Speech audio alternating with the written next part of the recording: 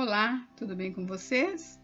Hoje, dia 355 da nossa leitura da palavra em ordem cronológica, nós vamos ler os capítulos 1 ao 6 do livro de Hebreus. Vamos à leitura? Capítulo 1. A revelação de Deus. Antigamente, Deus falou muitas vezes e de muitas maneiras aos pais pelos profetas, mas nestes últimos dias nos falou pelo Filho, a quem constituiu herdeiro de todas as coisas e pelo qual também fez o universo. O Filho, que é o resplendor da glória de Deus e a expressão exata do seu ser, sustentando todas as coisas pela sua palavra poderosa, depois de ter feito a purificação dos pecados, assentou-se à direita da majestade nas alturas, tendo se tornado tão superior aos anjos quanto herdou mais excelente nome do que eles.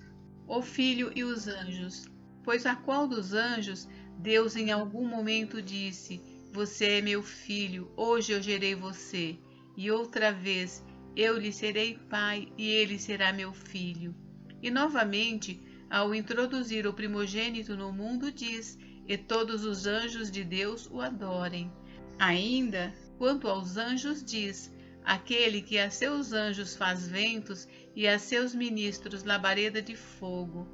Mas a respeito do Filho diz: "O teu trono, ó Deus, é para todos sempre. Cetro de justiça é o cetro do teu reino. Amaste a justiça e odiaste a iniquidade. Por isso Deus, o teu Deus, te ungiu com óleo de alegria, como a nenhum dos teus companheiros". Diz ainda: "No princípio, Senhor, lançaste os fundamentos da terra, e os céus são obras das tuas mãos. Eles perecerão, mas tu permaneces. Todos eles envelhecerão como veste, como manto tu os enrolarás, e como roupas serão igualmente mudados. Tu, porém, és o mesmo, e os teus anos jamais terão fim". Ora, a qual dos anjos Deus em algum momento disse: "Sente-se à minha direita até que eu ponha os seus inimigos por estrado dos seus pés"? Não são todos eles espíritos ministradores, enviados para serviço a favor dos que hão de herdar a salvação? Capítulo 2. O perigo da negligência. Por esta razão, importa que nos apeguemos com mais firmeza às verdades ouvidas, para que delas jamais nos desviemos. Porque se a palavra falada por meio de anjos se tornou firme, e toda transgressão ou desobediência recebeu justo castigo, como escaparemos nós se não levarmos a sério tão grande salvação? Esta, tendo sido anunciada inicialmente pelo Senhor, depois nos foi confirmada pelos que a ouviram. Também Deus testemunhou juntamente com eles, por meio de sinais, prodígios, vários milagres e a distribuição do Espírito Santo segundo a sua vontade.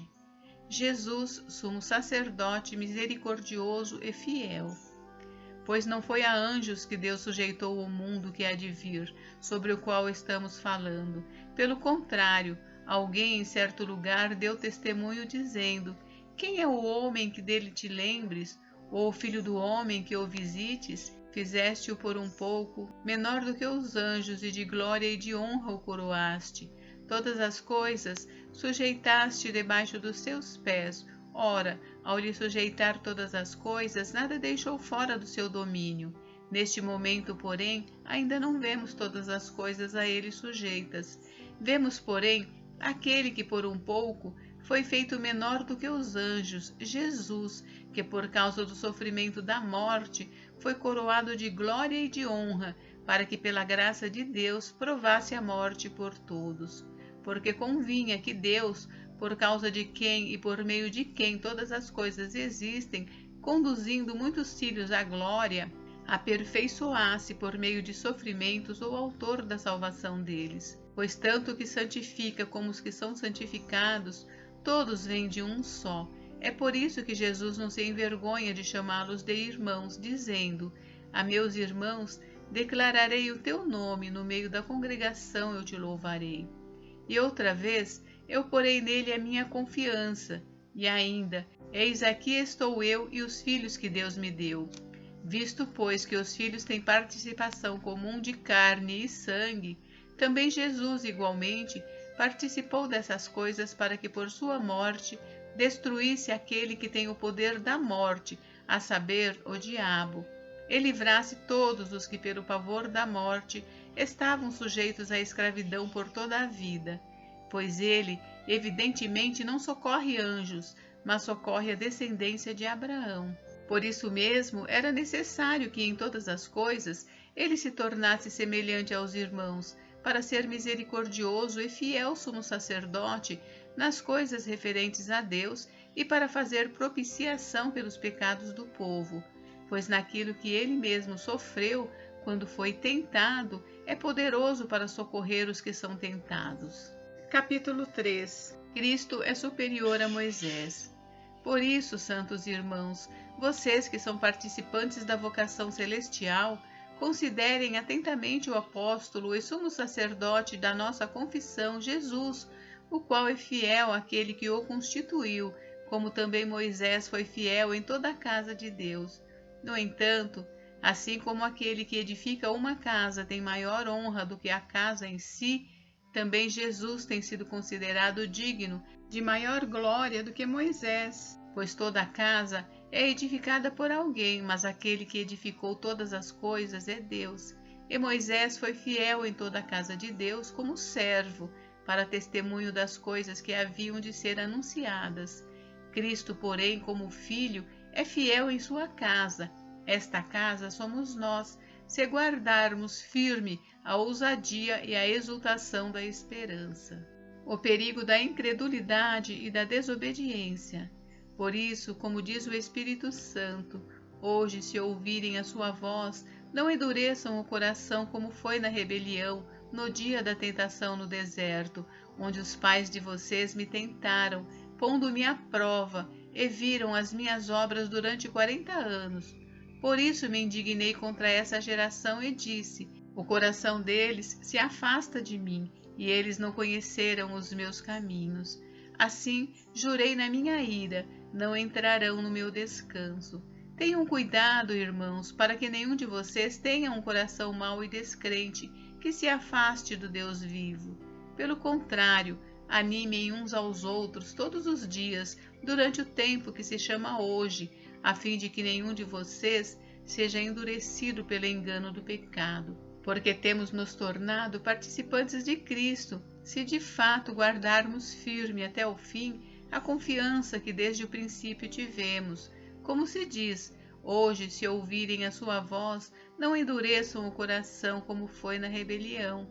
E quem foram os que ouviram e mesmo assim se rebelaram? Não foram todos os que saíram do Egito por meio de Moisés? E contra quem Deus se indignou durante 40 anos? Não foi contra os que pecaram, cujos cadáveres caíram no deserto? E a quem jurou que não entrariam no seu descanso, senão aos que foram desobedientes? Assim, vemos que não puderam entrar por causa da incredulidade. Capítulo 4. A entrada no descanso de Deus pela fé. Portanto, visto que nos foi deixada a promessa de entrar no descanso de Deus, tenhamos cuidado para não parecer que algum de vocês deixou de alcançá-la. Porque também a nós foram anunciadas as boas novas, exatamente como aconteceu com eles. Mas a palavra que eles ouviram não lhes trouxe proveito, porque não foram unidos por meio da fé com aqueles que a ouviram. Nós, porém, que cremos, entramos no descanso conforme Deus disse: assim jurei na minha ira, não entrarão no meu descanso. Ele disse isso, mesmo que as obras já estivessem concluídas desde a fundação do mundo, porque em certo lugar assim disse a respeito do sétimo dia. No sétimo dia, Deus descansou de todas as obras que tinha feito, e novamente no mesmo lugar: não entrarão no meu descanso. Visto, portanto, que resta entrarem alguns naquele descanso, e que por causa da desobediência não entraram aqueles aos quais anteriormente foram anunciadas as boas novas, de novo determina certo dia, hoje, falando por Davi muito tempo depois, segundo antes tinha sido declarado: hoje, se ouvirem a sua voz, não endureçam o coração. Ora, se Josué lhes tivesse dado descanso, não falaria posteriormente a respeito de outro dia. Portanto, resta um repouso sabático para o povo de Deus, porque aquele que entrou no descanso de Deus, também ele mesmo descansou de suas obras, como Deus descansou das suas. Portanto, esforcemo-nos por entrar naquele descanso, a fim de que ninguém caia segundo aquele exemplo de desobediência, porque a palavra de Deus é viva e eficaz, e mais cortante do que qualquer espada de 2 gumes, e penetra até o ponto de dividir alma e espírito, juntas e medulas, e é apta para julgar os pensamentos e os propósitos do coração. E não há criatura que não seja manifesta na sua presença. Pelo contrário, todas as coisas estão descobertas e expostas aos olhos daquele a quem temos de prestar contas. Jesus, o sumo sacerdote eterno. Tendo, pois, Jesus, o Filho de Deus, como grande sumo sacerdote que adentrou os céus, conservemos firmes a nossa confissão, porque não temos sumo sacerdote que não possa se compadecer das nossas fraquezas. Pelo contrário, ele foi tentado em todas as coisas, à nossa semelhança, mas sem pecado. Portanto, aproximemo-nos do trono da graça com confiança, a fim de recebermos misericórdia e encontrarmos graça para ajuda em momento oportuno. Capítulo 5. Cada sumo sacerdote, sendo escolhido dentre os homens, é constituído nas coisas relacionadas com Deus, a favor dos homens, para oferecer dons e sacrifícios pelos pecados. Ele é capaz de se compadecer dos ignorantes e dos que se desviam do caminho, pois também ele mesmo está rodeado de fraquezas. Por esta razão, deve oferecer sacrifícios pelos pecados, tanto do povo como de si mesmo. E ninguém toma essa honra para si mesmo, a não ser quando chamado por Deus, como aconteceu com Arão. Assim, também Cristo não glorificou a si mesmo para se tornar sumo sacerdote, mas quem o glorificou foi aquele que lhe disse: Você é meu filho, hoje eu gerei você. E em outro lugar também diz: Você é sacerdote para sempre, segundo a ordem de Melquisedeque. Ele, Jesus, nos dias da sua carne, tendo oferecido com forte clamor e lágrimas orações e súplicas a quem o podia livrar da morte, foi ouvido por causa da sua reverência. Embora fosse filho, aprendeu a obediência pelas coisas que sofreu, e tendo sido aperfeiçoado, tornou-se o autor da salvação eterna para todos os que lhe obedecem. E Deus o nomeou sumo sacerdote, segundo a ordem de Melquisedeque. Exortação ao progresso na fé. A esse respeito, temos muitas coisas a dizer, coisas difíceis de explicar, porque vocês ficaram com preguiça de ouvir. Pois quando já deviam ser mestres, levando em conta o tempo decorrido, vocês têm novamente necessidade de alguém que lhes ensine quais são os princípios elementares dos oráculos de Deus. Passaram a ter necessidade de leite e não de alimento sólido. Ora, todo aquele que se alimenta de leite é inexperiente na palavra da justiça, porque é criança, mas o alimento sólido é para os adultos, para aquele que pela prática tem as suas faculdades exercitadas para discernir não somente o bem, mas também o mal. Capítulo 6.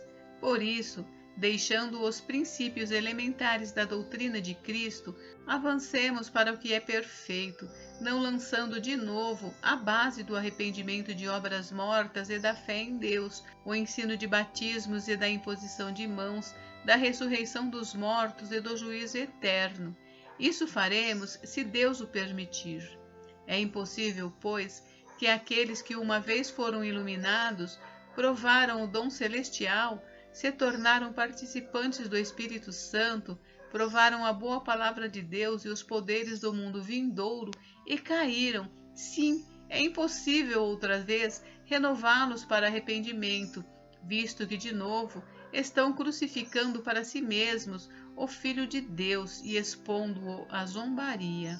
Porque a terra que absorve a chuva que frequentemente cai sobre ela e produz plantas úteis para aqueles que a cultivam, recebe bênção da parte de Deus, mas se produz espinhos e ervas daninhas, é rejeitada e está perto da maldição, e o seu fim é ser queimada. Quanto a vocês, meus amados, Ainda que falemos desta maneira, estamos certos de que coisas melhores os esperam, coisas relacionadas com a salvação. Porque Deus não é injusto para se esquecer do trabalho que vocês fizeram e do amor que mostraram para com o seu nome, pois vocês serviram e ainda estão servindo aos santos. Desejamos que cada um de vocês continue mostrando até o fim o mesmo empenho para a plena certeza da esperança, para que não se tornem preguiçosos, mas imitadores daqueles que pela fé e pela paciência herdam as promessas. A promessa de Deus é imutável, pois quando Deus fez a promessa a Abraão, visto que não tinha ninguém superior por quem jurar, jurou por si mesmo, dizendo: certamente eu o abençoarei e multiplicarei os seus descendentes. E assim, depois de esperar com paciência, Abraão obteve a promessa, porque as pessoas juram pelo que lhes é superior, e o juramento, servindo de garantia, põe fim a toda discussão. Por isso, Deus, quando quis mostrar com mais clareza aos herdeiros da promessa que o seu propósito era imutável, confirmou-o com um juramento.